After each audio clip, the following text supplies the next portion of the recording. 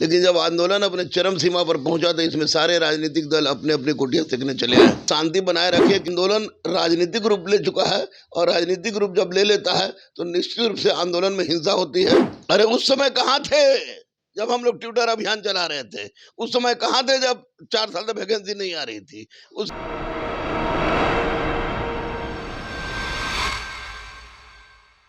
नमस्कार, DTV भारत में आपका स्वागत है। मैं ब्रजेंद्र मिश्र। छात्र आंदोलन अब राजनीति का आंदोलन का रूप ले लिया है। छात्र नेता नजर नहीं आ रहे हैं, लेकिन जो छात्र राजनीतिक पार्टियों से जुड़े हुए हैं, उनके विंग में शामिल हैं, वो छात्र अब रोड पर नजर आ रहे हैं। वही इस आंदोलन को अमली जामा, राजनीतिक अमली जामा पहनाने का भरपूर प्रयास कर रहे हैं। आज इसी संदर्भ में मैं आया हूं गुरु रहमान सर के पास और जानते हैं कि शिक्षक जितने भी पटना के कोचिंग संस्थान के शिक्षक हैं, जो छात्रों को हमेशा मार्गदर्शन करते रहते हैं, उनके तहत, उनके अनुसार क्या है ये और किस तरह से इन्होंने छात्रों को रोकने का प्रयास किया है और क्या कहना चाहते हैं। सर, अभी छात्र आंदोलन जो है वो राजनीतिक रूप ले लिया है। क्या कहना चाह रहे हैं कि अब कैसे ये आंदोलन अब कैसे संभलेगा? क्या कहाँ जाना चाहता है ये आंदोलन? देखिए, शुरू से ही डर था हम लोग को और ये डर वास्तविक पटल पर चला आया। वस्तु स्थिति ये थी कि जब ट्विटर अभियान हम लोग चला रहे थे परीक्षा के डेट के लिए, परीक्षा के रिजल्ट के लिए, अब परीक्षा के रिजल्ट के बाद जिस तरह की गड़बड़ी हुई उसके लिए, तो उस समय तक किसी भी दल का कोई भी सदस्य, चाहे वो पक्ष का हो या विपक्ष का, इसमें शामिल नहीं था। लेकिन जब आंदोलन अपने चरम सीमा पर पहुंचा तो इसमें सारे राजनीतिक दल अपने अपने कुटिया सेकने चले आए। तो ऐसी परिस्थिति में मैं स्पष्ट रूप से छात्रों से मैं अपील कर रहा हूँ, लगातार अपील कर रहा हूँ कि चूंकि यह उनकी नौकरी का बात है और किसी भी हिंसात्मक गतिविधि, कोई भी हिंसात्मक गतिविधि छात्रों को उनके मुकम्मल अंजाम तक पहुंचाने में असफल है। इसलिए छात्रों से बार बार मैं अपील कर रहा हूं, जितने शिक्षक हैं वो अपील कर रहे हैं कि शांति बनाए रखें, क्योंकि अगर आपका किसी भी तरह से केस में नाम आ जाता है या पीटे जाते हैं, जेल चले जाते हैं, तो आपके राष्ट्र के विरोधी के साथ साथ यह आपके करियर के लिए भी बहुत बड़ा घातक साबित होगा। इसलिए छात्रों से मैं आपके चैनल से इतना ही कहूँगा कि वो किसी भी परिस्थिति में, किसी भी बहकावे में, किसी भी राजनीतिक दल के बहकावे में ना आवे और चुपचाप अपने घर पर रहें, अपने रूम में रहें, क्योंकि आंदोलन राजनीतिक रूप ले चुका है और राजनीतिक रूप जब ले लेता है तो निश्चित रूप से आंदोलन में हिंसा होती है और वैसी परिस्थिति में जो हम लोग की मुख्य मांगे हैं वो मुख्य मांगे कुंठित हो जाएगी। इसलिए शांति शांति शांति, क्योंकि शांति के बल पर ही सब कुछ बात होगी। दूसरी बात मैं बात बता दूं कि मैं किसी भी पार्टी का राजनीतिक प्राथमिक सदस्य भी नहीं हूं। इसके बावजूद माननीय सुशील कुमार मोदी, माननीय ललन सिंह जी ने जिस तरह का कल बात किया, तो यह इतना तो तय हो गया कि अब दोनों बिहार के हैं, बिहार छोड़ के भागेंगे नहीं। और दोनों लोगों ने जिस तरह की बात की है, रेलवे बोर्ड से बात की है और पूरा आश्वासन दिया है, तो वेट फॉर वॉच की स्थिति होनी चाहिए और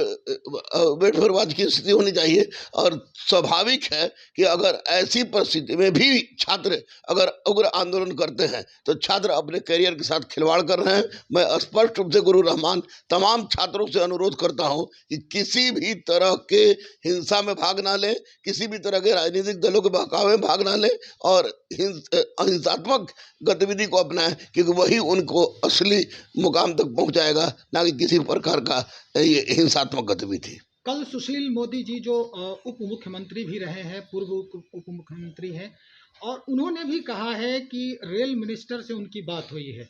रेल मिनिस्टर ने उन्हें आश्वासित किया है कि मामला अब छात्रों के अनुकूल होगा। क्या लगता है आपको, कहीं इसमें भी कोई राजनीति पेच तो नहीं है? देखिए, कोई राजतंत्र है नहीं, ये लोकतंत्र है। माननीय सुशील मोदी जी हो या माननीय ललन सिंह जी हो, जो लोगों ने कहा है कि अब उनसे बात हुई है और छात्रों की बात को स्वीकार कर लिया जाएगा, तो स्वाभाविक है कि थोड़ा देर हम लोग को इंतजार करना चाहिए, क्योंकि लंबा दिन नहीं है। और अगर ऐसी परिस्थिति में अगर हम लोग छात्रों के साथ धोखा होता है तो इन लोगों को नहीं भूलना चाहिए कि ये 5 साल के लिए आते हैं और छात्र सत्ता पर बैठाते हैं तो सत्ता से उतारने की क्षमता भी रखते हैं। इसलिए अभी बच्चों को इंतजार करना चाहिए। हिंसात्मक गतिविधि में लिप्त होने के पश्चात इनका कैरियर बर्बाद हो जाएगा और इनका कोई उस वक्त कोई साथ देने वाला नहीं है। तो स्वाभाविक है जो पक्ष में है और वही इस तरह की बात कर रहा है, तो बच्चों को उठाने के लिए एक बहुत बड़ा आधार मिल गया है, लेकिन हिंसा के बल पर नहीं, अहिंसात्मक बल पर। इसलिए मैं किसी भी प्रकार की हिंसा का विरोध करता हूँ। राजनीतिक दल जो हैं बिहार के, खास करके राजनीतिक पार्टियां हैं जो अभी गठबंधन में हैं, तो उनके अनुसार जो विरोधी गठबंधन में है वो जो है अपने छात्र विंग, उनके यहाँ जो छात्र विंग है, पार्टी की छात्र विंग है, वो अभी सड़कों पर नजर आ रही है।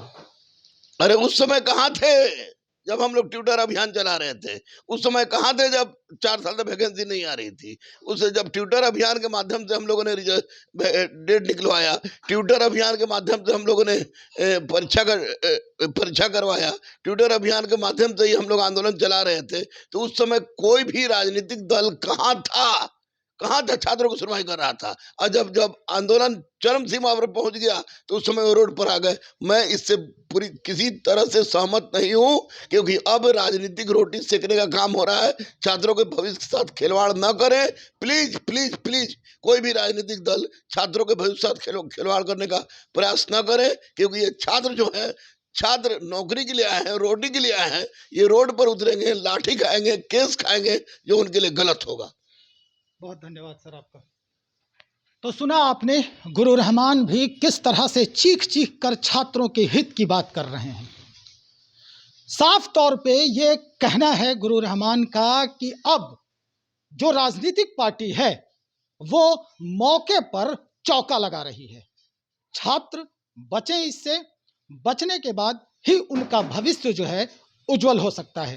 राजनीतिक रोटी सेकने के बजाय वो अपने काम पर ध्यान दें, अपने अध्ययन पर ध्यान दें, पढ़ाई पर ध्यान दें। सरकार को जो करना है वो कर रही है। बने रहें हमारे साथ। ब्रजेंद्र मिश्र, DTV न्यूज, पटना।